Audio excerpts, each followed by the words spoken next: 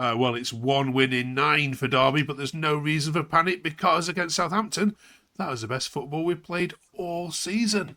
So say Derby fans. Anyway, let's check in with our panel. Hope you are doing well. We've got Luke, Stace and Peyton back with us to review that draw against Southampton. What on earth was going on for the Southampton goal? Plus, we're also talking about this week, about Lewis Travis. Some fans aren't very happy. 20 seconds. 20 seconds.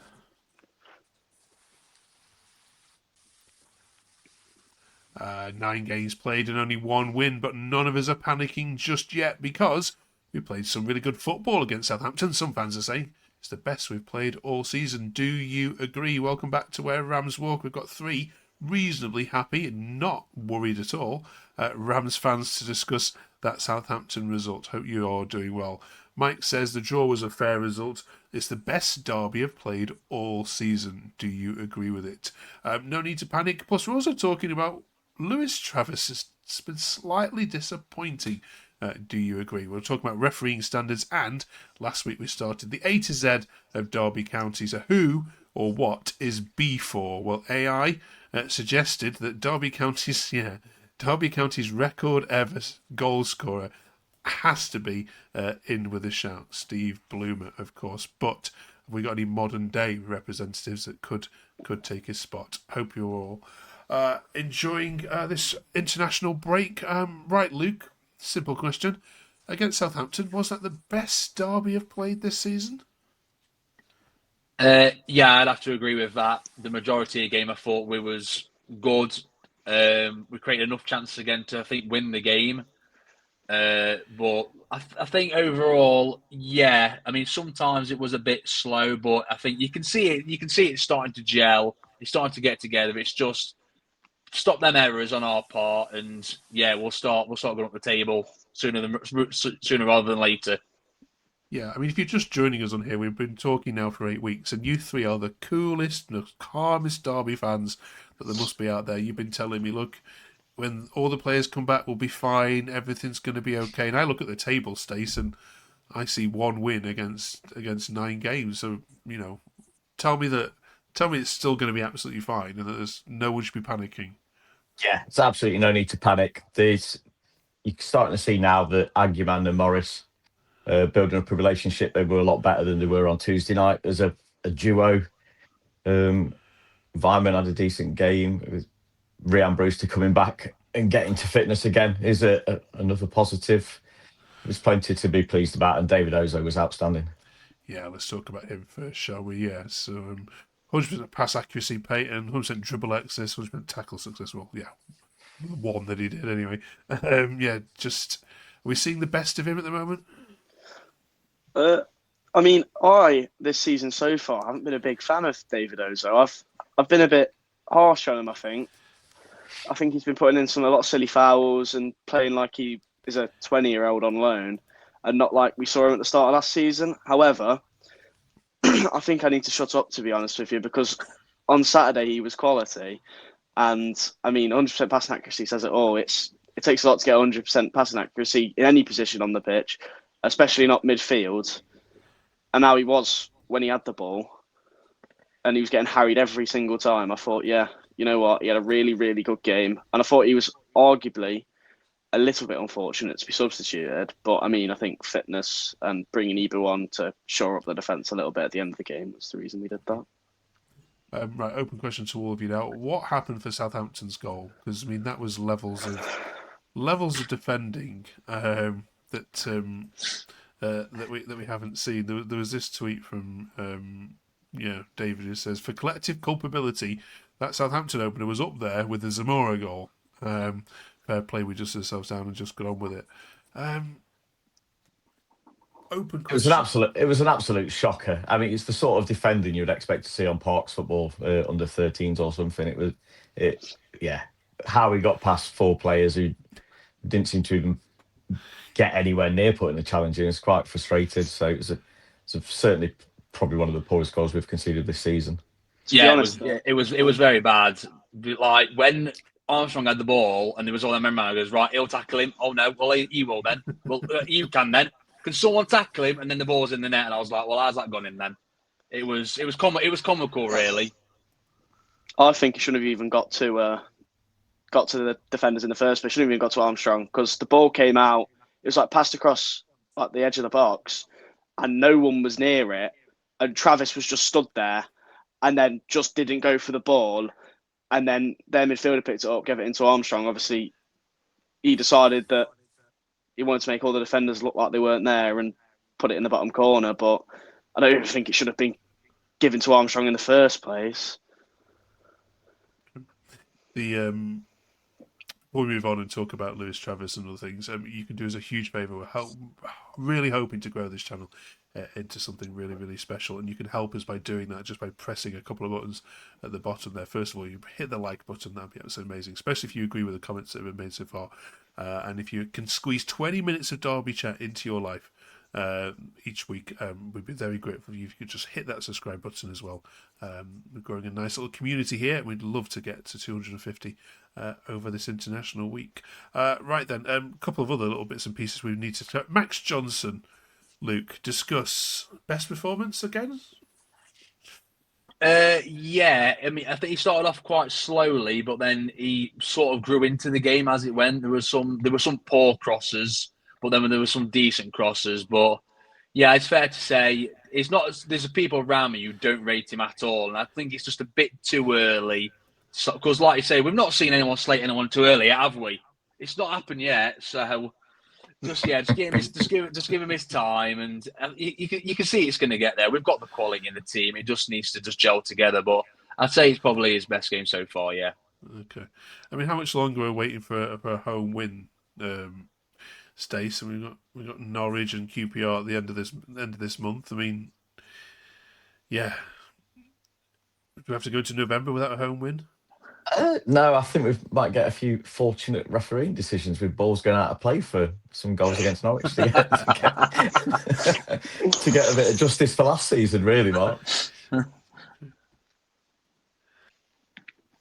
All right, then. Cheers for that, Stace. Right, let's talk Lewis Travis then, shall we? Peyton, the word disappointing has been raised this week. This tweet here says, Catherine says, still no home win, that was much better. Travis still disappoints. But hopefully when fully fit, he will be better with the ball. Peyton, there are some fans that are saying, look, he's not been bought to be like, Maradona. He's been bought to do the ugly stuff, break up play. He's been bought to be the nasty player that you've been missing. So if he's not effective with the ball, then we can forgive him. But where do you stand on that side of those thoughts, Bruce?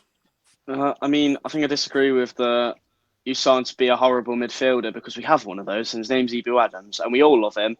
And if you wanted to sign a horrible midfielder, I think we'd all be complaining him because Adams is just there, and we didn't really need to buy one. We needed a midfielder who could dictate the play a little bit. And while Travis has done that, I think, especially in the first half, he just gave me reminders of Ben Osborne a little bit. Didn't really move around the pitch, kind of complained a little bit. And I mean, he was like diving sometimes for fouls. And I think as a captain, he's the captain of the football team. He leads the team. He shouldn't be doing that. He shouldn't be diving and play acting for fouls, especially as a midfielder as well. I think it's all right if you're on the wing and you're a little bit young and, do it a little bit. But as a midfielder who's the captain, I'm not a fan. Okay. Luke, agree? Yeah, I completely agree with Peyton. There was points, like say Peyton went live when he said he was going down. I literally shouted, I actually screamed. I was like, "Get up, you woman! Like, why are you falling to the floor? You're meant to be this odd nutter who's meant to be like breaking tackles apart and all this, and you just don't fall for no reason." There was a lot of times where it looked like he had concrete in his boots as well. He just moves so slowly half the time, trying to move the ball about. It just wasn't happening. And the thing wasn't all. It was passing poor balls and blaming the other players for not like being in the right position, which I didn't agree with either. But it's his poorest game so far, and he needs to book up his ideas big time because he can't keep doing that week in, week out. Overall, Stace, take away the Southampton game. Has he been disappointing? It's been underwhelming, really. I think, given the fanfare that we gave him before he signed, and then all the build-up and the weeks of will he, won't he, and yeah, he's not delivered what we've probably hoped. Like Luke and Peyton have said, him falling to the floor. There was that time, was it the second half where he went to the floor for a challenge? Then someone may have stood on his hand. Yeah, bad. He stayed on the floor for about 30 seconds, realised he wasn't going to get the free kick, and moved up to the other end of the pitch, and then got up and was sprinting around. It's very frustrating. It's not what you want from your captain, really. They need to be setting that example. And I don't think it was needed. He seems to be quite a niggly player, which is not a bad thing, but the time he's spending on the floor is a bit frustrating. Okay, right. When we come back, then, Peyton, it's Oxford away in 2 weeks. In 2 weeks' time. Is that the sort of game you have to target as 3 points? I know some away games, used to be setting up and going like, we'll just set for a point. But given Oxford's start and where they're likely to be in the league, is this one you just have to go for a bit and be braver? I really think every game this season should be 3 points. We should be going for 3 points. I don't think there's a team in the league at all that you can't go and go, you know what, we can beat these.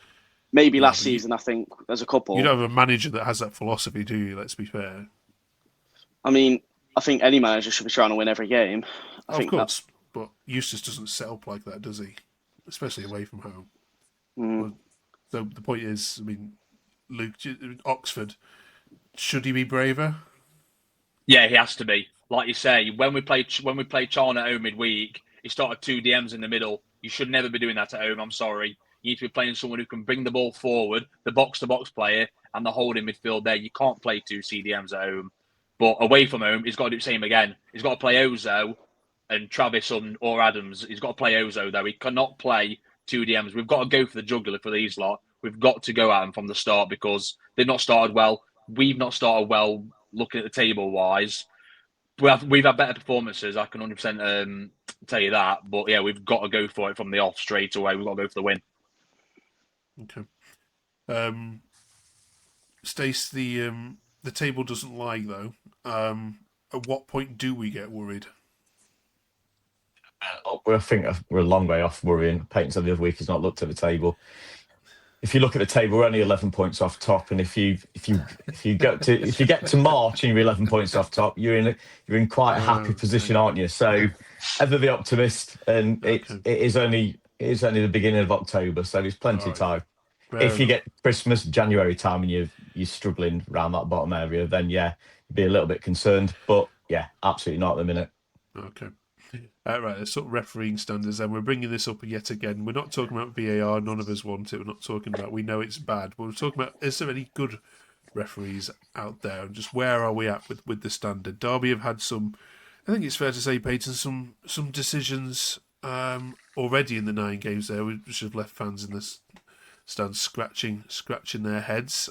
They say it evens itself out, but I've never been one that believes that. I think the big sides, if you like, tend to get more decisions. But where do you think we're at with referees? Are there any good ones? There is one good one, and I don't think we've seen her in a while. Rebecca Welch. She was the best referee I've seen at Pride Park. She was quality because she had every decision right. She took no rubbish off anyone. She just refereed the game, refereed it really well. And I think everyone came out the ground that day thinking, we've had a good referee. That was really good. Yeah, she retired 2 years ago, unfortunately. Yeah. So Huddersfield fans would not agree with you. They're in League One because of her. If you listen to some fans, but yeah, no, fair enough. Good, decent shout. Are there any others, Luke? I mean, what have you thought of the refereeing standards this season? So I'm going to go off the philosophy that I've gone off for many years. When you talk about football or you do a football podcast, you should never have to talk about an official or a refereeing decision. You should have to talk about the football. Nowadays, all people do is talk about the poor referees, the poor officiating. Obviously, we ain't got VAR in this league, but it's absolutely dreadful. It's just, at the minute, I don't see any good referees anywhere. I mean, linesmen is a completely different situation, but referees, it's just one rule for. I don't know. I ain't got words for it. I'm not mumbling because it's absolutely terrible. It's so bad half the time. there's one rule for one person, there's a different rule for someone else. It does. I just hate referees at the minute. It's just awful. Yeah, I mean, we're not going to get on their back, Stace, and this is not a let's bash referees because we need them.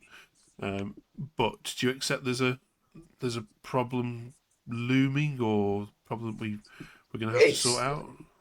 It's a really frustrating one because you can accept a referee being bad if they're bad for both sides, but there's so many inconsistencies with their approach that one player gets booked for pulling a shirt and then 5 minutes later, opposition player does the same thing and nothing happens. It's just, it's mind blowing, and it is a worry that it's going to start costing teams quite substantially. And you see, and it's just a big frustration, and you'd hate a team to miss out on a playoff spot, promotion, or get relegated because of the poor referee.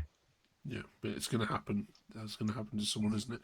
Yeah. Right. Thanks to you three. Let us know in the comments if there are any good ones that you've seen. Obviously, the ones that you that are good, you don't notice, do you? So you often don't recognise their names, unfortunately.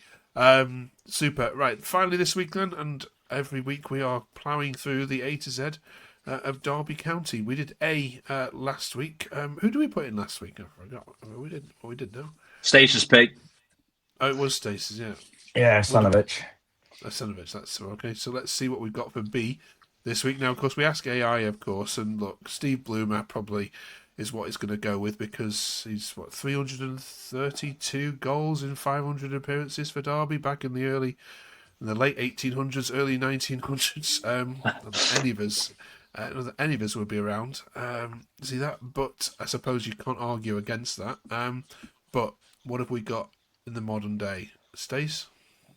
I'd probably Bloomer had been with the shout as one of the greatest goal scorers of all time for not just Derby but England as well. His record's outstanding there as well. Craig Bryson I considered, given his legendary status and that hat-trick against Forest, but it's got to be the baseball ground for me, Mark. It's where I started my journey with Derby County, fell in love with the club, and it just holds some real special memories. It was a proper football ground. Yeah, I was hoping one of you would say that because as an Evertonian, I've only visited Pride Park. I never got to go to the baseball ground. What was it like? It was just really special, tight pitch, the stands that were high up. No matter where you were in the ground, you just felt like you could touch the players, and you could that crowd could really influence games. Really, really special place. Great acoustics. Yeah, Luke, you old enough to have visited, I would imagine, or not? I didn't get to go, unfortunately. I was only little, and my dad didn't think it was safe enough for me to go.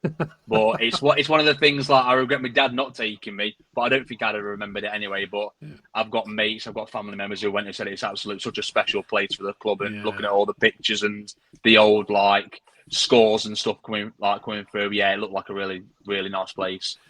One of those where you can smell the toilet, Stace, and cigar Still smoke. smell the toilets now, Mark. It's like the old Wembley when I went there. I always remember the seat there.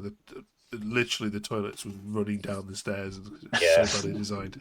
Go on then, Peyton. Any modern day ones you can throw in here? It's not a modern day one. It's I'd say Francesco Bino. Okay. I thought he was really good. And obviously, I think the Craig Bryson shout's really good. And then the baseball ground is what I was going to say, but I got beat to it. All right. I think we can't not put in an A to Z of Derby County the baseball ground in, can we? Even though the record scorer. We'll have to get chucked out for it. But yeah, these great shots. Let us know the players that we've missed, though, in the comments below. We'll read some of these out next week as well. Right, you three have a good rest. Not talking about Derby next week, and we'll see you in 2 weeks' time. Looking ahead, of course, that Oxford game. Massive game already, that one. Derby will be fine. So I'm told. See you in a couple of weeks. Thanks for watching.